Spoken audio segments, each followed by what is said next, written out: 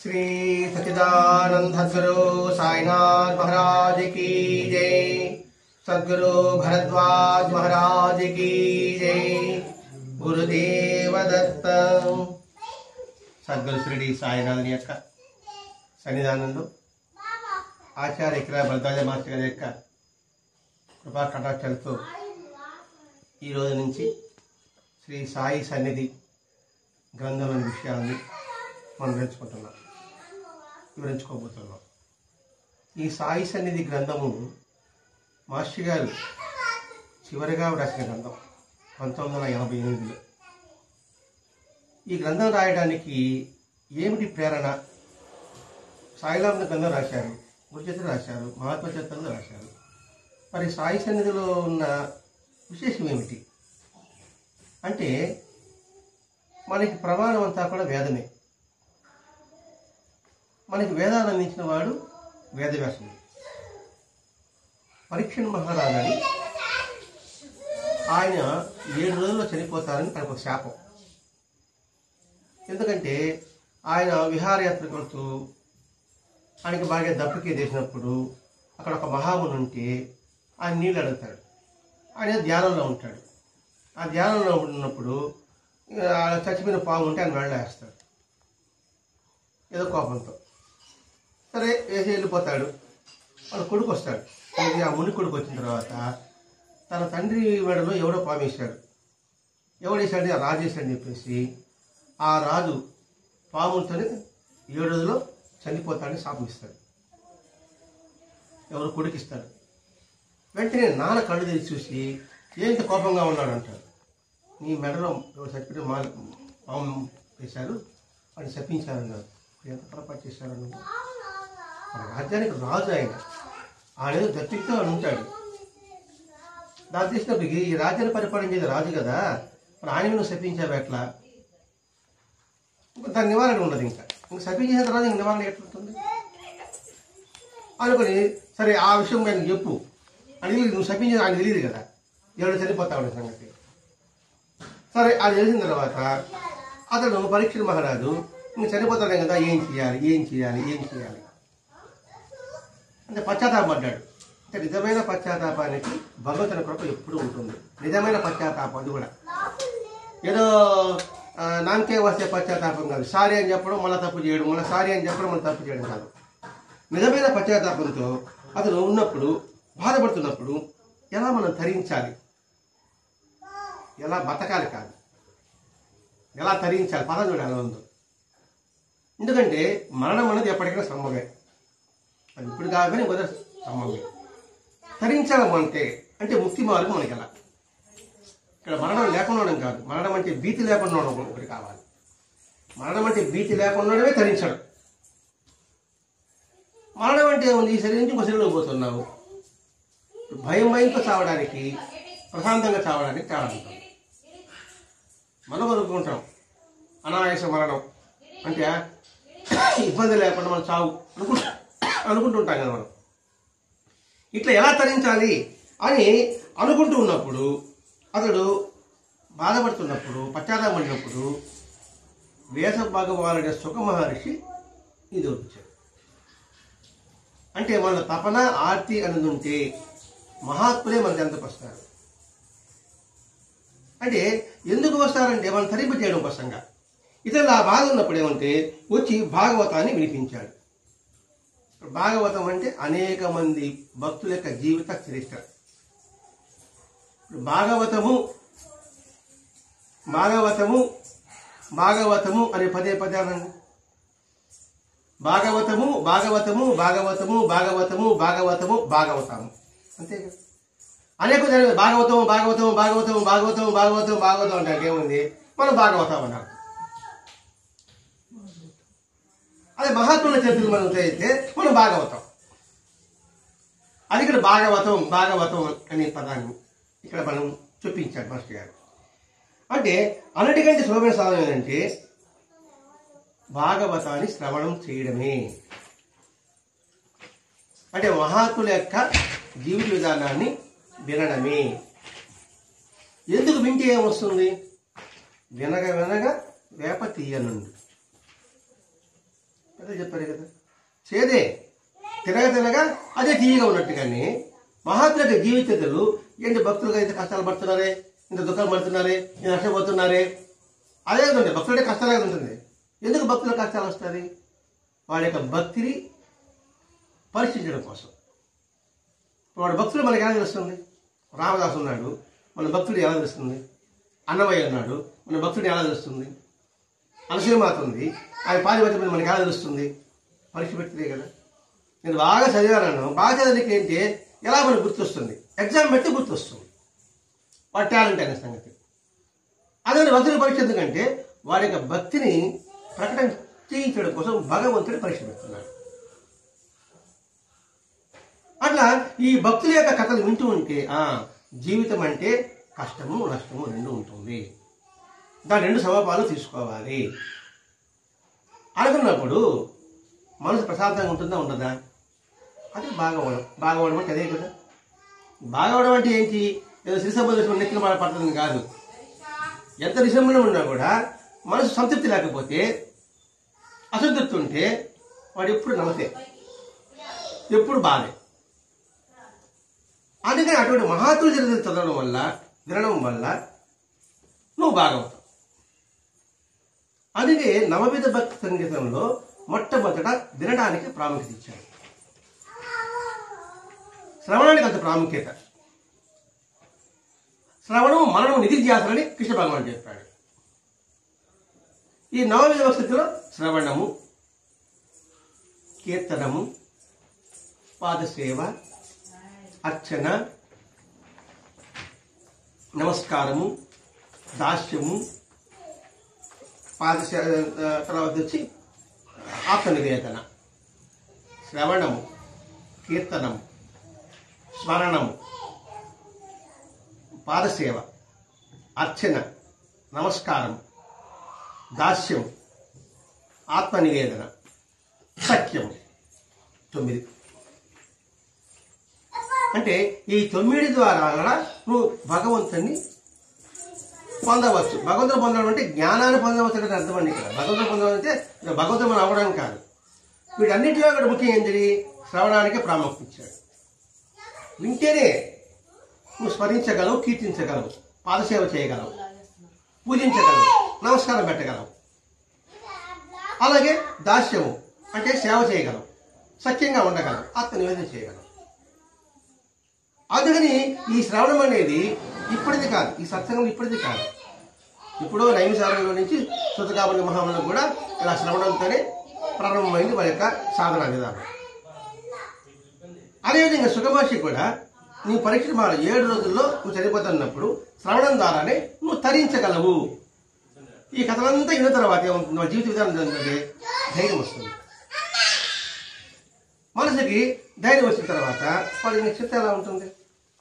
అందుకని పరీక్ష మహారాజుకి సులభంగా తరించడానికి మార్గం సుఖమహర్షి వచ్చి భాగవతాన్ని వినిపించాడు. మరి ఆ భాగవతం ఎలా వచ్చింది? వేదవ్యాస భగవానుడు వేదాలను రాశాడు. వేదాలు రాసిన తర్వాత బ్రహ్మసూత్రాలు రాశాడు. ఇప్పుడు వేదాలు, ఉపనిషత్తులు, బ్రహ్మసూత్రాలు మనకేం అర్థమవుతాయి? అతను తవరపడుతున్నాడు. ఇది రాశాము కదా, ఏదో ఒక విలుతి కనబడుతుంది. ఏది? వేదవ్యాస భగవానుడికి ఏదో దానికి విలుతిగా ఉంది. ఇన్ని రాశాను. వేదాలు 4 విధాలు విభజించాడు. ఉపనిషత్తులు, బ్రహ్మసూత్రాలు, ఇవన్నీ అష్టాదశ పురాణాలు, ఇవన్నీ రాశాడు. రాసినా కూడా అతనికి ఏదో ఒక విలుతిగా ఉంది. ఇంకా ఏమన్నా ఈ సమాధికి చేయగలమా అని ఆలోచిస్తున్నప్పుడు నాకు మనసు వచ్చాడు.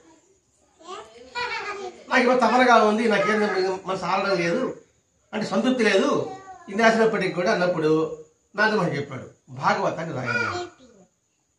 భాగవతం అంటే అనేక మంది భక్తుల యొక్క జీవిత దారిని నువ్వు దాన్ని రాయి.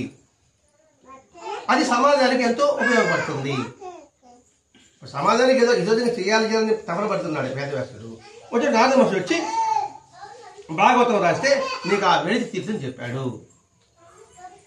ఎందుకు వెలితిగా ఉంది? ఇప్పుడు శ్లోకాలు చెప్పి సంస్కృత శ్లోకాలు చెప్పారు, మనకేమైనా అర్థమవుతుందా? ఇప్పుడు షిరిడి ఆర్తలు అనుకుందాం. షిరిడి ఆర్త మరాఠీలో ఉంది. మరాఠీ ఆర్తలో మనము నేను చదవగలమా? అక్కడ పోయిన తర్వాత అయ్యో మనం చదవలేకపోతున్నామే వాళ్ళతో పాటు మనం పాడలేకపోతున్నామే అనే భావన మనకి ఉంటుంది. దాని గురించి భరద్వాజ మహర్షి చేశారు, తెలుగు లిపి రాశాడు. ఇప్పుడేమైంది, అక్షరమంగా అయింది. అంటే ఆ తెలుగు లిపి రాయడం వల్ల మనం హాతలు ప్రొనౌన్సియేషన్ మరాఠీనే, కానీ లిపి తెలుగు. అప్పుడు మనసు ఆనందంగా ఉంటుంది కదా. అలాగే ఇక్కడ ఏం చేయడు, నువ్వు భాగవత గ్రంథం రాశావంటే ఈ సమాజానికి ఇదే విధంగా ఎంతవరకు ఉపయోగపడుతుంది. అంటే ఏమిటిది, మనం ఏ పని చేసినా సమాజానికి ఇదే విధంగా ఉపయోగపడాలి. ఏది మాట్లాడినా అది హితంగా ఉండాలి. ఏ పని చేసినా అందులో సత్యం ఉండాలి. అది మనం ఆలోచించుకోగలి. ఇప్పుడు వేదవ్యాస భగవానుడు నాకు విలితిగా ఉంది, సమాజానికి అందించలేకపోతున్నాను అని ఎందుకు తమన పడ్డాడు? ఆయనకేం అవసరం అసలు? ఆయనకు అవసరం కూడా లేదు. కారణం ఏంటి? ఎందుకు అవసరం అంటే ఈ సమాజంలో తను ఒకడు కాబట్టి, అందరి ఆనందం తన ఆనందం కాబట్టి. అందుకని ఏదో ఒకటి చెయ్యాలి, ఏదో ఒకటి అందించాలి అని అలా జరిగింది. అలాగా ఆ నారద మహర్షి అభిప్రాయం కావచ్చు, వ్యాసుని అనుభవం కావచ్చు, శుకుని అభిప్రాయం కావచ్చు, వీటన్ని బట్టి మనకి ఏమర్థమవుతుంది? శ్రవణానికి ప్రాముఖ్యత. భగవంతుని సేవించిన భక్తుల యొక్క జీవిత విధానాన్ని తెలుసుకోవడం ద్వారా మనసు కాస్త ఆనందమయంగా ఉండడానికి అవకాశం ఉంటుంది. మనం ఒక సినిమా చూస్తున్నామంటే ఆ సినిమాలో ఏదో మోరల్ ఉంది అనుకోండి, అబ్బా బాగుందంటున్నాం అంటే ఆ సినిమాలు కావచ్చు, నాటకం కావచ్చు, లేకపోతే ఇతర జీవితాలకు అనుభవాలు కావచ్చు, వాటి ద్వారా మనసు శాంతి పొందింది అనుకోండి. అబ్బా ఆయన దగ్గర కూర్చున్నామంటే మన మనసు ప్రశాంతంగా ఉంటుంది అనే అభిప్రాయం వచ్చినట్టుగానే వీళ్ళందరి అనుభవం కూడా అలాగే ధృవపడుతున్నది. ఇప్పుడు రామాయణం ఉంది, మహాభారతం ఉంది. అందులో సత్యాన్ని మనం ఏం గ్రహించాం? మనకి కూడా అర్థం కాకపోయా. మరి అర్థం కాని విషయం తర్వాత మన ఉత్తమ నైతిక దృష్టి, ఆధ్యాత్మిక భావము మనం గ్రహించలేకపోతున్నాం. కానీ మన సంస్కృతి దృఢంగా నిలబడడానికి రామాయణ మహాభారత బలే వెన్నెముక. అది అర్థం చేసుకున్న వాళ్ళు ఆ సత్యం ధర్మం మీద నిలబడి ఉండగలుగుతున్నాం కాబట్టి మన దేశం, మన భారతదేశము ఎప్పటికీ ప్రశాంతంగా ఉంటుంది. మన భారతదేశానికి క్షమాగుణం ఉంది కాబట్టి మనం దేశం ఎవరి మీద దండెత్తలేదు. సహనం మన దేశం మన దేశాల్లో మహర్షులకు ఉంది కాబట్టి మనం ఓర్పుతో ఉండగలిగాము. ఎంతమంది దండయాత్ర చేసినప్పటికీ కూడా మనం మాత్రం సహనంతోనే కలిగి ఉన్నాము. కారణం ఏంటంటే మనం వేదవ్యాసుడు రచించిన భారతం, భాగవతం ద్వారానే. ఇది మనం గ్రహించాలి. అందుకే ఈ ఆధ్యాత్మిక అందరికీ మూలం ఏమిటి? క్షమ, శాంతి. ఈ రెండు మన దేశానికి ఉంది. ఆ రెండే వెన్నుముక్క. అందుకే భారత, భా అంటే జ్ఞానము, రత అంటే రమించడం, అటువంటి దేశం మనది. అందుకని మన సంస్కృతి నిలబడడానికి కారణం ఏంటంటే రామాయణ, భారత, భాగవత గ్రంథాలే సారాంశం. అంటే అంతో ఇంతో మన మహర్షులు దాన్ని అవలంబించి ఆచరణలో ఉంచుకుంటూ సమాజ శ్రేయస్సు కోసంగా వాళ్ళు భగవంతుడు ప్రార్థించడం వలనే మనము ఆనందమయంగా ఉండగలుగుతున్నాం. మనం అంటే అలా కూడా జరుగుతున్నాయి కదా అన్నాం, అది పాయింట్ వస్తాయి కదా, ఏడుందండి అని. మనం చేసుకోవాల్సిందంటే పూర్తిగా లేకుండా కొంతమేర కన్నా కూడా, కొంతమందికైనా కూడా ఉండడానికి అవకాశం కలిగిస్తుందా లేదా?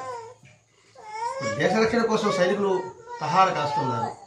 వాళ్ళు పహార కాసడం వల్లనే మనం ప్రశాంతంగా నిద్రపోగలుగుతున్నాం. అట్లాగే మన దేశంలో సహనము, ఓర్పు, శాంతి ఉండడానికి మహర్షి చేసిన తపస్సే కారణము. అక్కడ మేలు చేసే సాధనము ఇంకేది లేదని మనం చెప్పవచ్చు.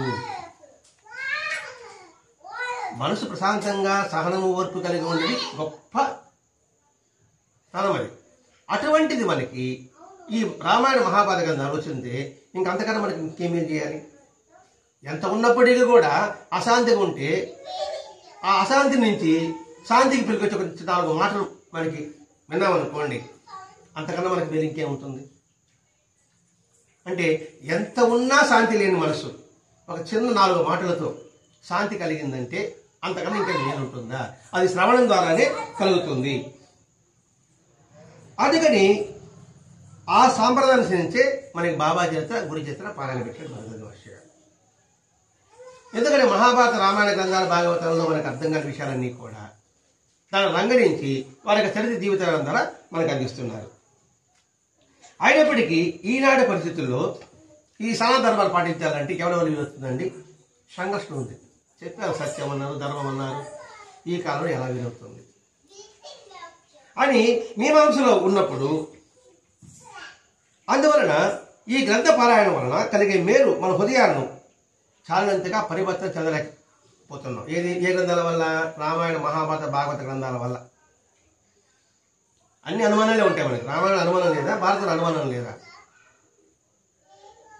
భాగవతంలో అనుమానాలు ఉంటాయి. ఎందుకంటే కృష్ణుడు ఏంటి అలా ఉన్నాడు, నాడు అబద్ధం చెప్పన్నాడే, ఇది కురుక్షేత్రంలో కూడా అశ్వత్థామ కుంజరహ అనే దాని ఇట్లాంటి అనుమానాలు వస్తుంటాయి.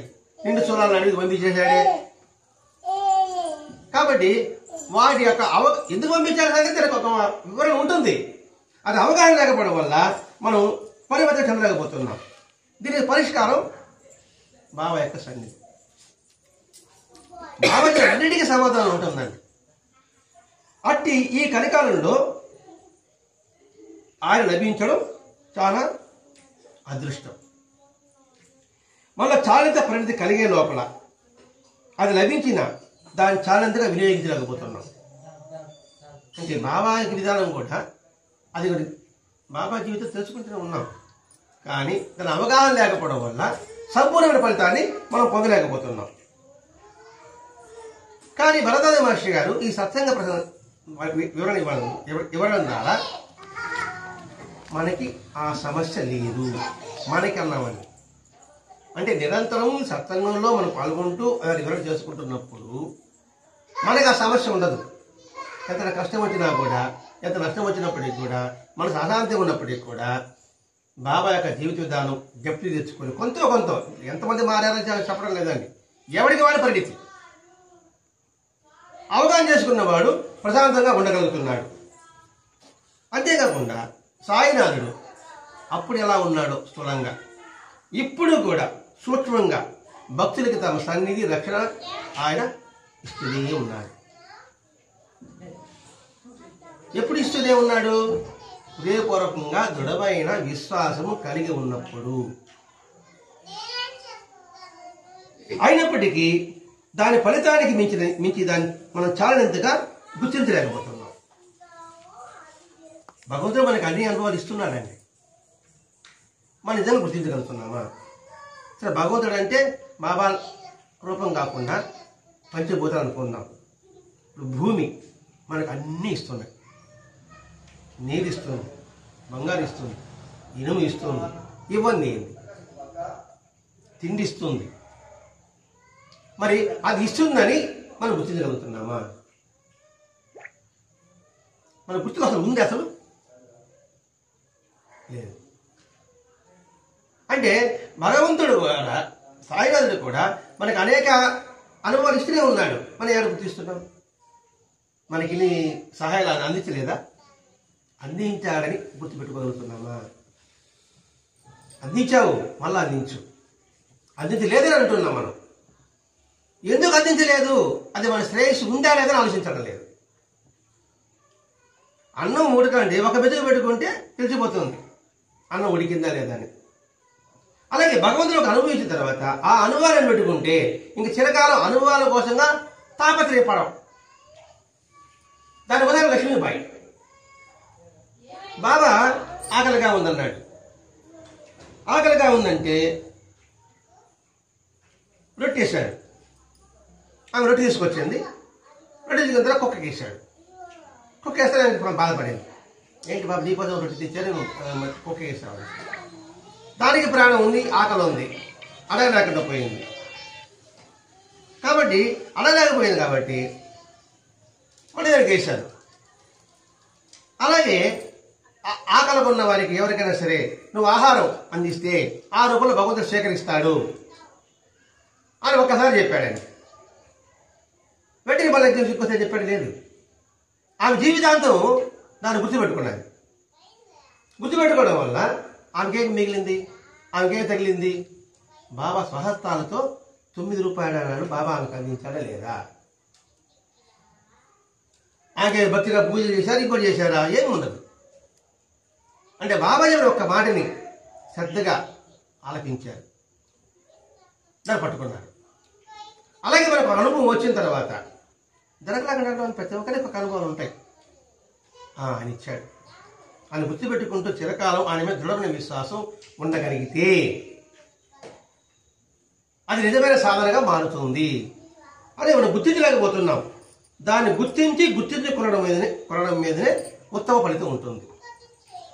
ఫలితం కాదు, ఉత్తమ ఫలితం ఉంటుంది. గుర్తించి కొనడం అంటే వినడం, వినిపించుకోవడం తేడా ఉంది. గుర్తిస్తున్నాం, గుర్తించుకుంటూ ధనిష్కృతం చేసుకుంటున్నామా అని మహానుభావుడు అని గుర్తిస్తున్నాం. ఆ భావాన్ని స్థిరంగా ఉంచుకుంటున్నామా? పఠన రూపంలో బాబా ఉన్నాడు, అందరికి నిర్దేశం ఇచ్చాడు. ఆ భావాన్ని నిరంతరం అనుక్షణం గుర్తుపెట్టుకోగలుగుతున్నామా? దానికి ప్రయత్నం చేస్తున్నామా? అది మనం ప్రశ్న చేసుకోవాలి. ఇప్పుడు బాబా నీ కల్లా కనబడి మధ్యాహ్నం అన్నం అడిగాడు, భిక్ష అడిగాడు. మరి బాబా వచ్చి నేను అన్నం అడిగి భిక్ష అడిగాడంటే ఆ ఒక్క సంఘటన ఈ క్షణం వరకు నువ్వు పెట్టుకోగలిగితే జీవితం ధన్యం. అంతకుముందు బాబాను మీరు విమర్శించారు, బాబా మీరు నమస్కారం పెట్టలేరు. మీ ఆవిడేమో మధ్యాహ్నం పూట భిక్ష తీసుకెళ్తా ఉన్నారు, ఎందుకు ఎంటలు తీసుకోబోతారని మీరు అన్నారు. ఆయన మానేశారు. ఆ తర్వాత బాబా మీకు కళ్ళబడి చెప్పాడా లేదా? అబద్ధం అంటారా? అబద్ధమా? అబద్ధమైతే అబద్ధం అని చెప్పండి. జరిగింది లేదు అంటే ఏంటి?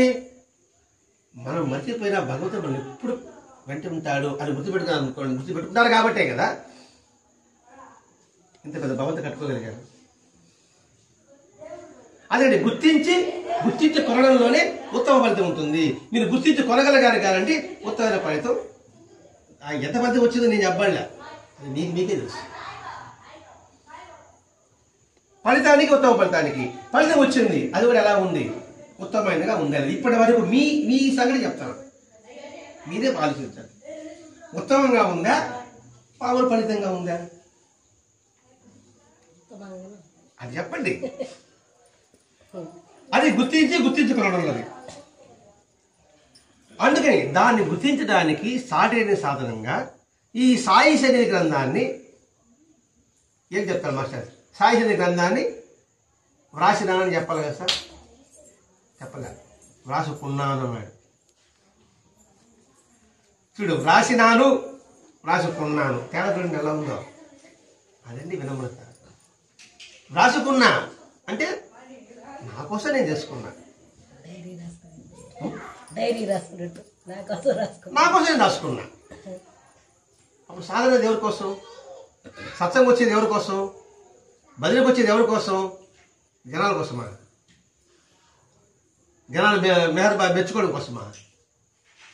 మన కోసం మనం రావాలి. జనాలతో మీకేం పని? ఒకరి పని అనుకోండి, ఆహా ఊహా అంటారు. అది ఎప్పటి వరకు? ఈ శరీరం ఉన్నంత వరకు. ఆ తర్వాత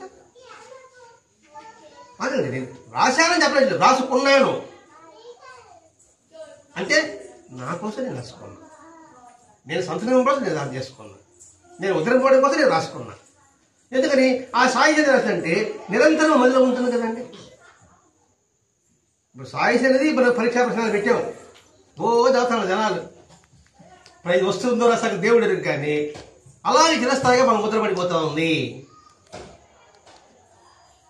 ఇప్పుడు వాడి నిద్ర పోయిన తట్టి లేపి పలానా వాడు ఎప్పుడు వచ్చాడు అంటే కూడా ఆ పరిచయ ప్రశ్న పెట్టలేదు అనుకోండి, ఏదో బాధ్యత గుడిగా చదివేస్తుంటాం, గుడి గడ్డుగా చదివేస్తుంటాం, గుర్తించాం. ఇప్పుడేమైంది? గుర్తించుకుంటున్నాం. అంటే ఉత్తమ ఫలితం రావడం తథ్యం. ఎప్పుడైనా మనం చెప్పలేము. ఎందుకంటే బాబాయికి కూడా నాకేట్ అనుకుంటా, నాకు గుర్తుంటే, నీకు పూణేలో ఉద్యోగం వస్తుంది అన్నాడు. 6 సంవత్సరాల తర్వాత వచ్చింది. వస్తుంది ఎప్పటికైనా కూడా. సరే, నాకేకో ఇంకా వేరొకరికో సరే తీరేందుకు ఒక భక్తులు కనుక్కుందాం అంటే బాబా యొక్క వాక్కు ఎప్పటికీ తథ్యము. అందుకని బాబా ఏమన్నాడు, నువ్వు నన్ను ఎక్కడ స్మరిస్తే అప్పుడు మీకు చెత్తలు ఉంటాను, ఈ ఒక్క వాది గుర్తుపెట్టుకున్నాను అనుకోండి అని. ఎక్కడ లేడు, అక్కడ ఉన్నాడు. నువ్వు ఎక్కడ అడవిలో సభ స్మరించినా అని తెలుస్తుంది, కొండ మీద స్మరించినా తెలుస్తుంది, నిద్రలో స్మరించినా తెలుస్తుంది. అంటే ప్రత్యేక స్థలం అంటే ఏమి చెప్పలేగన. ఏదో ఒక పూజా గదిలో కూర్చోండి, అక్కడ స్మరిస్తేనే మేము అనుగ్రహిస్తాను అని బాగా చెప్పలే. అనుకున్నప్పుడు మనం ఎక్కడ స్మరించవచ్చు. మనకి ఏదో సూత్రం అంటాం, లేదా ఇంకోటి అంటాం, చెప్పొడతాం. మనం చేసే పరిస్థితి బా ఆ రోజు నేను గుడి అవసరం లేదండి, నాకు సూత్రం వచ్చేసిందని ఆ సూత్రం చెప్పేసి పుస్తకం దాకము బాగా స్మరించాము. ఎక్కడైతే అక్కడ నేను స్మరిస్తా ఉంటానని చెప్పి మాట చెప్పాడు. మరి మాట నిలబెట్టుకున్నాడా లేదా? ఇప్పుడు కూడా నిలబెట్టుకుంటున్నాడు కదండి. అప్పుడు కాదు, ఇప్పుడు కూడా ఉంది. ఎక్కడ స్మరిస్తే అక్కడ ఉంటానని. అంటే శ్యామాకి గయలో బాబా పట్టణ రూపంలో దర్శనమిచ్చినాడు. అది ఇప్పుడు కూడా ఒక అతను గయలోకి వెళితే అక్కడ బాబా అక్కడ పట్టణంలో దర్శనమిచ్చారు, పట్టణ రూపంలో ఆ నది దగ్గర. అంటే మరి ఇచ్చినట్టే కదా. ఇంకోటి చెప్పాడు, నాపై నీ దృష్టిని నిలిపితే నీపై నా దృష్టిని నిలుపుతానన్నాడు. ఇక్కడ నాపై అంటే ఇక్కడ బాబా అంటే 5 శరీరం మాత్రమే కాదు. బాబా అంటే సర్వగతమైన చైతన్యం. నిరంతరము ఈ ప్రపంచ సృష్టిమంతా కూడా మన ఎరుకలో కలిగి ఉంటే ఆ ప్రకృతే మనకి సహకారం అందిస్తుంది, సహాయం అందిస్తుంది. అదే ఆయన కృపాన్ని ఉద్దేశంతో సాయి నిరంతరం వాడి గురించి చింతన చేస్తుండడం కూడా ఉత్తమైన ధ్యానం అని ఆయన స్పష్టంగా చెప్పారు. నిరంతరము వారి గురించి చింతన చేస్తూ ఉన్నప్పుడు అది కూడా గొప్ప సాధనే. ఏం చింతన చేస్తున్నాం? ఆయన చెప్పిన జీవిత విధానం. మనకి కోపం వచ్చింది, ద్వేషం వచ్చింది, అసూయ వచ్చింది, అప్పుడు బాబా ఏం చెప్పాడు అది గుర్తు తెచ్చుకున్నాను అనుకోండి, అది కూడా స్మరణ కిందే వస్తుంది. స్మరణే కింద వచ్చింది, స్మరణ కిందే వస్తుంది. కాబట్టి వారి లీలను పారాయణ చేసి వాటి దివ్యత్వాన్ని గుర్తించి పులకించిన వారి సన్నిధిలో మన హృదయాలని సాధ్యమైనంత ఎక్కువసేపు నిలుపుకోవడానికి ఈ గ్రంథం ఉపయోగపడుతుంది. ఈ సాధ్యగ్రంథం ఏంటంటే సాధ్యమైనంత వరకు మన మనసు ఆయన వైపు లగ్నం చేయడానికి ఇది ఎంతో ఉపయోగపడుతుంది. ఇలా ఈ చదువుతున్నప్పుడు ఏమవుతుందంటే, ఇది భక్తుల జీవితం చదువుతున్నట్టే పక్షిరేది, వారి వేప చెట్టు, ఆ ప్రాంతంలో వాళ్ళు ఉన్నట్టు, వాళ్ళతో మనం ఉన్నట్టు, మమేకమైనట్టు ఇటువంటి అనుభూతి కలుగుతుంది. అలా ఆ భక్తుల యొక్క జీవితం చదివినప్పుడు వారి ప్రాముఖ్యతను బట్టి అర్థం చేసుకోవడం మాత్రం వారి పరిపాకాన్ని బట్టే తేడా ఉండొచ్చు. ఇప్పుడు బాబా ఒక ఏదో చేశాడు, మీరు ఒక విధంగా ఆలోచిస్తారు, నేను ఒక విధంగా ఆలోచిస్తాను, మీరు ఒక విధంగా ఆలోచిస్తారు, ఒక్కొక్కరు ఒక విధంగా ఆలోచిస్తారు. ఇప్పుడు ఒకడు వచ్చి దక్షిణ అడిగాడు, బాబాయ్ శ్యామయ్య పంపించాడు. శ్యామయ్య ఏమన్నాడు, అయ్యా అహంకారం చిత్తము మనసు దాన్ని వదిలిపెట్టమని చెప్పాడు. ఇంకొకటి ఏం చెప్పాడు, నువ్వు నీ డబ్బు లేకపోతే అడగ నామూ సరుకోపాక ఎవరిని అడుగని చెప్పాడు. ఇంకొకటి ఏం చెప్పాడు, బాబా దక్షిణ అడతా అని చెప్పేసి నేను డబ్బు సగం కోపర్ కూడా పెట్టి వస్తాను అని యుక్తిగా చెప్పాడు. ఒకే అంశమే, ముగ్గురు 3 విధాలుగా ఆలోచించినట్టుగా మన పరిపక్వతను బట్టి తేడా ఉంది. అంటే ఎవరి పరిణితి నుంచి వారు ఆలోచిస్తుంటారు. ఇలా తమ భక్తుల సాంసారిక జీవితాన్ని ఉత్తమమైన సాధనగా నిలపడమే భక్తుల యొక్క అనుభవాలు. మన జీవితాన్ని ఉత్తమ సాధనగా భక్తుల యొక్క అనుభవాలు అంటే మహాసాపతి కావచ్చు, రాధాకృష్ణమయ్య కావచ్చు, నాకే కావచ్చు, బాయజీ పాటిల్ కావచ్చు, వీళ్ళందరి చేతులు వస్తుంది. వచ్చినప్పుడు అంటే మన ఉత్తమమైన సంస్కారం ఏర్పడడానికి అవకాశం ఉంటుంది. బాయజీ పాటిల్ ఉన్నాడు, చిన్నప్పటి నుంచి బాబాను పూజించేవాడు, సేవ చేసేవాడు. వాళ్ళ నాన్నగారు పక్షవాదం వచ్చి చనిపోతాడు. పక్షవాదం వచ్చినప్పుడు బాబా దగ్గర విభూది అడుగుతాడు, విభూది ఇవ్వడు, చనిపోతాడు. సరే పక్క రోజే వచ్చి బాబాకు సేవ చేస్తాడు. మరి అది ఆ బాబాని అతని యొక్క భక్తిని మనం గుర్తుపెట్టుకోగలిగితే మన జీవితం కూడా ఉత్తమమైన తీర్చిదిద్దబడుతుందా, తీర్చిదిద్దబడదా? హనుమాన్ రావు కదా ఏదైనా మన సేవ చేసుకున్నాడే, మన బాబు యూది గడివలేదే అని మనమైతే పోతామా? పోతాం సార్, ఎవరు పోం. అంటే భక్తి అంత స్థిరత్వం మనకు లేదు. అది ఇలా కాదు, ఏదైనా మంచిగా చేస్తున్నారు కదా బాబా అనుకున్నవాడు ఆయన సన్నిధి చేస్తాడు. మరి అది ఉత్తమ సాధన అవుతుందా కాదా? అందుకని ఈ సంసార సముద్రంలో బాబా జీవిత గమ్యం అంటే తేలవలసిన స్థానం. గురు చరిత్ర తెరచాప, ప్రబోధామృతం చుక్కాని, సాయి సన్నిధి పడవ. పడవ అనేది ఈ శరీరం. ఈ శరీరం ద్వారానే నువ్వు గమ్యం చేరగలవు. కాబట్టి సాక్షాత్తు సాయి సన్నిధి మనం భద్రంగా చేర్చే పడవని చెప్పాలి. నిరంతరం సాయి సన్నిధికి మించిన లక్షణం ఏముండదు. ఈ గ్రంథం నిత్యం చదువుకుంటూ 4 పూటల హారతి ఇచ్చుకుంటూ మనం భోజనం చేసే ముందు భగవంతుడికి నైవేద్యం ఇస్తూ విరామ సమయం అంతా బాబా సన్నిధిలో కూర్చొని వారి యొక్క జీవిత విధాన భావాల్ని తలుచుకుంటూ అలనాటి బాబా సేవకుల అనుభవాలని నిరంతరము స్మరించుకుంటూ చల్లని వేప చెట్టు నీటిలో మనం విశ్రమిద్దాం. అంటే ఈ సాధన నిరంతరం అనేది ఇలా జరుగుతూ ఉంటే చల్లని వేప చెట్టు నీటిలో విశ్రమిద్దాం. నిత్యము సాయి అనేది మనకు అందరికీ సిద్ధించుగాక. మాస్టర్ యొక్క అభయం. మనందరికీ సాయి అనేది నిత్యము సిద్ధించాలి. ఆ మహనీయ మూర్తి మహిమ చవి చూశాక అనుభవించాక గురువు కావాలని గురువులు కలుగుకుండుగాక అన్నస్తున్నాడు. నిజంగా బాబా తెలిసిన తర్వాత నేను గురువు కావాలని ఎలా నాకు గురువు కలుగుతుంది? ఆయన అంతా చేసినప్పటికీ కూడా అల్లా మాలిక్ అన్నాడు, భగవంతుడు యజమాని అన్నాడు, నేను బానిసనే అన్నాడు. చచ్చిన వాడిని బతికించాడు. అందుకని సహజమని మనకు ఉందా? 4 ముక్కలు మాట్లాడేంత మాత్రాన నేను గురువు అనే భావం నాలో నింపుకోవడం, నేను గురువు అని మీరు అనుకోవడం 2 విధాలు ఉంటుందండి. విడికి గురువులు ఉంటుంది, వినేవాళ్ళు కూడా బయట పెద్ద గురువు అని గురువు ఆధిపత్యం ఇవ్వడము. ఈ 2 కూడా పొరపాటు. అదే మాట్లాడాడు, ఆ గురువు అనే భావం నేను మనకు కలుగుకుండుగాక అని ఆయన ఇస్తున్నాడు. మీకు రాకూడదని ఆయన కోరుకుంటాను అంటున్నాడు ఆయన. రెండవది, ఏమారిన భక్తులు వారి సన్నిధిలో కూడా ఎటువంటి ప్రలోభాలకు లోనై భ్రష్టులైనారు వాటిని గుర్తించి వాటికి దూరముగా ఉందము కాక అన్నాడు. మళ్ళా గురువు గారు గురువులు కండు కాక అని చెప్తానే ఉంటాను. నేను మాత్రం నాకు గురువు అవ్వకూడదని గురువు అవ్వకూడదు అంటూనే ఉంటాను. నాకు గురువు గారు మాత్రం లోపల ఉంటాను. ఎట్లా అంటే స్కూల్లో టీచర్ పిల్లలు అరుస్తూ ఉంటే పిల్లలు సైలెంట్ అరుస్తూ ఉంటాడు, వీడు అరుస్తూ ఉంటాడు అన్నమాట. అట్లా నా గురువు గారు ఉండకూడదు అంటూనే ఉంటా. కానీ గురువుగా అనిపించుకోవాలని నాకు మాత్రం లోపల పడగెప్పుతూ ఉంటుంది. కాబట్టి ఆ పదం పక్కన పెట్టాను. ఏమారిన భక్తులు వారి సన్నిధిలో కూడా ఎటువంటి ప్రలోభాలకు లోనై భ్రష్టులైనారో వాటిని గుర్తించు. వాళ్ళని కాదు, వాళ్ళు ఏ విధంగా పొరపాటు పడ్డారు దాన్ని గుర్తించి వాటికి దూరముగా ఉందముగాక. ఇది మనం అనుభవించుకోవాలి, బాగా గుర్తుపెట్టుకోవాలి. పట్టు అంటే ప్రలోభాలకు లోనై బాబా సన్నిధిలో కూడా ఇప్పుడు ఉపాసిని బాబా నువ్వు వీరుడు శివుడు అనేటప్పటికీ బాబాయ్ 4 సంవత్సరాలు ఉండమని చెప్పాడు. కానీ 3వ సంవత్సరం ఉండిపోయాడు.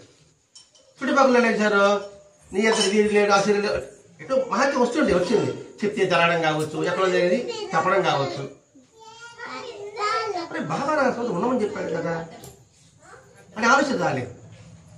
అంటే ఇప్పుడు అతను తప్పని కాదండి, మనకన్నా గొప్ప సాధకుడు ఉపాసిని బాబా, చిన్నటోడేం కాదు. అటువంటి సాధకుడే ప్రభులో పడ్డాడు.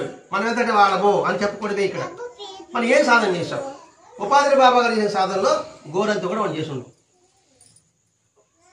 మరి అటువంటి సాధన చేసినాడే ప్రలోభాలకు లోనైనాడు, బాబాకు దూరమైనాడు. బాబా సాకూరు దగ్గరకు ఉన్నప్పటికీ కూడా శ్రీడిలో వైభవం ఎలా ఉంది, సాకూరులో వైభవం ఎలా ఉంది. కాబట్టి అటువంటి ప్రలోభాలకి మనం లోను కాకుండా మనం ప్రయత్నం చేయవలే. ఈ భూమండలంతా కూడా సాయి సన్నిధిగా మారి భూలోక వైకుంఠం అవ్వాలని మాస్టర్ గారి యొక్క కోరిక. ఇదంతా కూడా ఒక వైకుంఠంలా కావాలి, అంటే ఒక వసుదేవ కుటుంబంలా కావాలి. అందుకని ఈ సాయి సన్నిధి గ్రంథంలో మాస్టర్ గారు ముందుగా ఒక మాట రాశాడు, అంటే హెచ్చరిక. ఈ ఎందుకు చెప్పాడు? ఈ చివర పెట్టచ్చు. ఈ హెచ్చరిక ద్వారా మనం చదివే ప్రతి ఒక్క అద్భుతమైన లీలలందరినీ కూడా చాలా జాగ్రత్తగా చదవగలం, జాగ్రత్తగా గుర్తించుకోగలం అని చెబుతూ స్థానం మీరున్న చోటు అన్నాడు. మళ్ళా ఇది చాలా ఇంపార్టెంట్ అండి. స్థానం అంటే ఏదో ఊరి పేరు. ఏ రచయిత ఏ బుక్ అయినా చూడండి కావాలంటే, వాళ్ళ స్థానం అంటే వాళ్ళు ఎక్కడున్నారో ఆ ఊరి పేరు రాస్తారు, పక్కన వాళ్ళ పేరు రాసుకుంటారు. ఏ గ్రంథమైనా చూడు, అది ఏ నవలైనా కావచ్చు, ఏదైనా కావచ్చు కాక. కానీ మాస్టర్ గారు స్థానము మీరున్న చోటు అన్నాడు. అంటే వరదాది మాస్టర్ గారు మనం ఎక్కడుంటాం అక్కడ ఉంటాడు. ఆయన అభయం ప్రామిస్ చేశాడు. ఇంకా వాళ్ళు మాట తప్పరు కదండి. స్థానం మీరున్న చోటు అంటే మనం ఎక్కడుంటే అక్కడ ఉంటా అన్నాడు. మరి ఆయన ఇక్కడే ఉన్నాడంటే మన ఆలోచన ఎలా ఉండాలి? ఆయన అక్కడున్న పక్కన ఉన్నాడని ఎంత మేరకు మన ఎరుకలో ఉన్నాము ఆయన గుర్తుపెట్టుకోవడానికి ఉపయోగపడుతుందండి. నేను మా మాస్టర్ గారి గురు భక్తుడిని, మాస్టర్ గారి గురువే నేను శిష్యుడిని అనుకోవడం పెద్ద విషయం కాదండి. భక్తుడు కావాలంటే పెద్ద కష్టమేం కాదు, భక్తుడిగా మారాలంటే కష్టం. అంటే వేషం వేసుకోవాలంటే పెద్ద సులభమే, కానీ ఆ వేషానికి ఉన్న గుణం మనం పుచ్చుకోవాలంటే చాలా కష్టం. అందుకని మాస్టర్ గారు మనం ఉన్న చోట ఆయన ఉన్నాడు అనే భావనతో, ఆయన ఉంటే బాబా ఉన్నాడు ఆ నిరంతరము ఎప్పుడైతే ఎరుకలో ఉంటామో ఈ సాయి సన్నిధి గ్రంథం ద్వారా, పారాయణ ద్వారా మనం ఉత్తమైన ఫలితాన్ని పొందగలమని ముందుగా ఒక్క మాట ద్వారా మాస్టర్ గారు మనకి అందించారు. రేపు బాబా చేసింది ఏమిటి? మాస్టర్ ముందు విషయాలు రాయలా, బాబా ఏం చేశాడు అంటే ముందు ఇవి తెలుసుకుని మన పారాయణ దిగామనుకోండి, మనసు పరిపక్వ చెందుతుంది. మన మనసు పరిపక్వ చెంది ఉదయం ఉత్తమమైన విధంగా మారడానికి, ఉత్తమమైన జీవితాన్ని అలవర్చుకోవడానికి ఈ సాయి సన్నిధి గ్రంథం ఎంతో ఉపయోగపడుతుందని మాస్టర్ గారి యొక్క వాక్యం.